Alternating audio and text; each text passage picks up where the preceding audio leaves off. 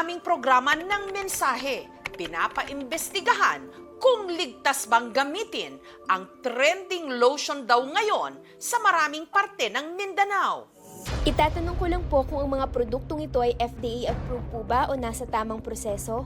Concern lang po ako kasi ang dami nang gumagawa ng ganito. Ang sinasabing lotion, tinitimpla sa balde at planggana. Isinasalin hindi sa sachet o container, kundi sa mga plastic tub. At saka ibinibenta online. Talagang sobrang bisa sa akin, nakakaputi at nakakakinis ng balat. Ang lotion daw na ito ang di umano nagpapaputi sa maraming babae ngayon. Pero safe ba itong gamitin? Kasama sa mga naengganyong gumamit nito, ang magkaibigang sina Alia, Bay Malayha at Lams na mga taga Maguindanao at Cotabato City. Bata pa lang daw si Lams, insecure na siya talaga sa kulay ng kanyang balat. May tin talaga ako tapos marami akong peklat. Sabi nila kahit gaano kapangit yung tao kung maputi. Gusto ko kasi magpapaputi dahil sa asawa ko. Baka umanap ng iba, marami na akong nagamit pero hindi talaga nag-effect sa skin ko. Hanggang nakita niya sa kanyang timeline ang trending na lotion. May dalawang klase ito, ang bleaching lotion na inirekomenda sa beginners at mixed lotion na pang-maintenance. Kaya sabi ko mag-order ako ng yung malaki. Lahat ng feedback niya magaganda lahat. Ang mixed lotion na bili ni Lam sa halagang 120 pesos. Twice a day niya itong ipinapahid sa kanyang balat. Gabi at saka umaga. Bago ko maligo, magamit ako ng ganyan. Lahat, para pantay yung puti ba? At makalipas lang nga ang isang linggo, may nakita na raw siyang mga pagbabago. 7 days pa lang, alis yung lahat ng maitim na peklat. Maraming nagsasabi sa akin, anong ginagamit mo, nagpapagluta ka ba? Sabi ko hindi. Talagang mix lotion lang yung... Natutuwa ako sa pagbabago ng kutis niya. Mas lalo siyang gumanda sa paningin ko. Si Alia naman, na-conscious sa kanyang umitim na mukha matapos silang mag-outing. Hanggang nakita raw niya ang mixed lotion sa post ng isa niyang kaibigan. Nakita ko yung My Day niya. So nag-comment ako doon. Sabi ko, ano yung post mo? Doon na nag-start na, sabi ko, dalhan mo ako nang itatry ko. 2 beses kada araw din daw kung gamitin ito ni Alia. At 1 buwan lang daw na tuloy-tuloy na paggamit nito, may nakita na raw siyang resulta. Marami na rin product, no, pampaputi. Kung saan ka naman talaga hiyang, doon ka. Pero rehistrado ba ito sa FDA o sa Food and Drug Administration? Itatanong ko lang kung ano-ano ang hinahalo nyo sa lotion, ma'am. Dumaan din kaya sa quality control, lalo't hinahalo lang ito sa planggana.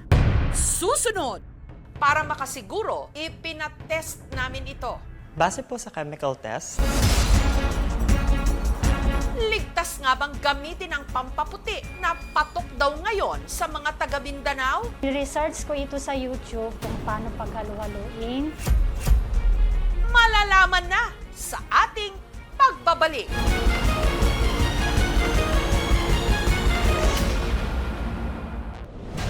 Ang nauuso raw na pampaputi ngayon sa ilang parte ng Mindanao, lotion na tinitimpla ng nakabalde at planggana. 7 days pa lang, alis yung lahat ng maitim na peklat. Maraming nagsasabi sa akin, anong ginagamit mo, nagpapagluta ka ba? Sabi ko hindi. Talagang mix lotion lang yung... Marami na rin product, no, pampaputi. Kung saan ka naman talaga hiyang, doon ka. Isa sa gumagawa ng trending na lotion, natuntun namin sa Sharif Agwak sa Maguindanao, si Bayhani. Ang mixed lotion at bleaching, nagsimula po ito noong 2021. Ginamit ko siya after 3 months. Nakita ko na may effect na siya sa skin ko. Ipinakita ni Bayhani sa aming team ang paggawa nito. Mag-gloves po tayo para po malinis ang ating gagawin. Kaya po siya natawag na mixed lotion kasi pinaghalo-halo po natin yung whitening lotion na product. 5 raw ang gamit nilang mga sangkap, lotion, powder, sabon at tubig. May idinagdag din daw siya na sikretong sangkap. Hindi ko na pakita yung lahat ng kung ano man yung nilagay ko doon kasi for private po. I-research ko ito sa YouTube kung paano paghalo-haluin. Para madali ang paghalo, tinitimpla niya ito at hinahalo gamit ang hand mixer. After 1 hour, pwede na po natin ilagay sa container. Ang bleaching lotion, mas effective daw kung ipapahid sa balat sa loob ng 1 hanggang 5 oras. Ginagawa ko ng example yung sarili ko kasi ako sensitive skin talaga ako. Dati po talaga akong maitim. Ginamit ko siya, after 3 months, may effect na siya sa skin ko.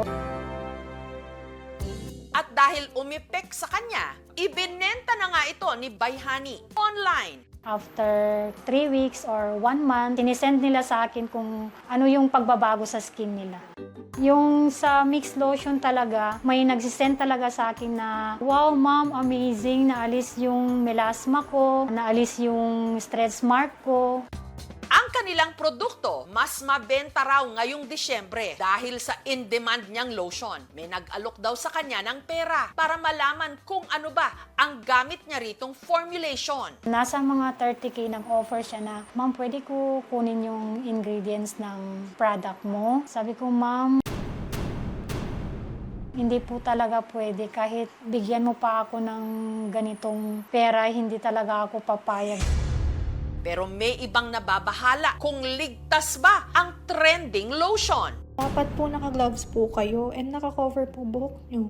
Concern ko lang. Hindi natin ma-identify isa-isa yung mga ingredients noon. Kailangan nating i-watch out yung mga delikadong bagay na pwedeng nagkaroon ng sensitive reaction yung ating skin. Kagaya ng pamumula, pangangate. Kapag ka po ito'y na-experience natin, dapat pigilan natin ang paggamit ng produkto dahil kapag ka ating tinuloy pa ito po ay nakakasama. Kaya ipinasuri namin ang chemical composition nito. Base po sa chemical test, wala po siyang mercury or lead, so not detected. Ibig sabihin nun, hindi po tumaas sa normal limit ng detection. Ngunit, hindi po natin masasabi kung siya ay safe. Kasi sa bleaching solutions po, iba-ibang laman nito. Considering sa ating test, hindi po talaga nating malalaman kung siya ay totally okay. Unless na meron po tayong FDA approval at ito po ay nagdaan sa iba't ibang tests para malaman kung ang concentrations ay within the limit na set ng ating universal standards ng World Health Organization at ng FDA. Gayunman, napag-alaman namin na ang ibinibentang lotion ni Bayhani hindi rehistrado sa FDA o sa Food and Drug Administration. Ang high risk po nito is hindi po na suring maigi yung produkto kung ito po ba ay mabuti o may bagay na nakakasama para sa atin. Sa planggana lamang. So pwede po itong mag-cause ng mga contamination, bacterial, fungal, na pwedeng makaapekto sa ating produkto.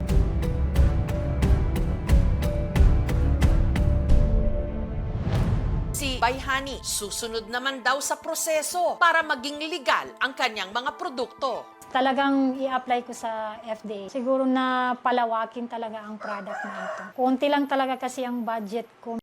Nung sinakop tayo ng mga Amerikano, dahil mga Amerikano sila, maputi, ito yung standard na sinet nila. Kung sa tingin mo doon ka masaya, magbo-boost no, yung self-confidence mo, di okay lang, gawin mo. Ang kailangang baguhin natin, yung mindset at yung kultura ng Pilipino na superior yung mas maputi. Sa ating mga lahing kayumanggi, marami ang lokong-loko sa mga pampaputi. Nasa inyo ng pagpapasya kung anong gusto nyo sa inyong sarili. Ang sa amin lang, siguraduhing ligtas ang mga gagaming produkto sa inyong mga balat. Aprobado ng FDA para ligtas mong ma-achieve ang pangarap mong kutis.